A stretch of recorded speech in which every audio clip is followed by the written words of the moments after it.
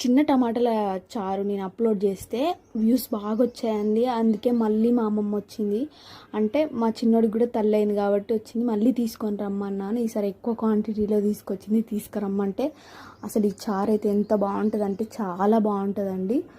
ఇందులోకి చింతపండు కూడా అవసరం ఉండదు, అంత పుల్లగా ఉంటుంది ఈ చారు అయితే. ముందుగా టమాటాలన్నీ చేతితోనే నలిపేసుకోవాలి, వాటర్ వేసేసుకొని తర్వాతకి ఉడకబెట్టుకోవాలండి. 10 minutes ఉడకబెట్టుకుంటే సరిపోయింది. తర్వాతకి అందులో ఉన్న రసం అంతా తీసేసుకోవాలి. గింజలు ఎక్కువగా ఉంటాయి కాబట్టి ఒక గింజ కూడా రానియకండి, గింజలు రానియకుండానే వడగట్టుకేసుకోండి. తర్వాతకి అందులో కారం ఉప్పు వేసేసి కలుపుకోవాలి. తర్వాతకి కరివేపాకు కూడా వేసేసి ఆకులు రెబ్బలు అంటే కాడ కూడా ఉంటుంది కదా, దాంతో వేసేయాలండి.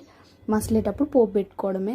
పోపు మామూలుగా అన్ని పోపులు ఎలా వేస్తామో అలానే పోపు కూడా వేసేసుకోవాలి. టేస్ట్ అయితే చాలా అంటే చాలా బాగుంటుంది. 10 minutes మసలు పెడితే సరిపోయిద్దండి.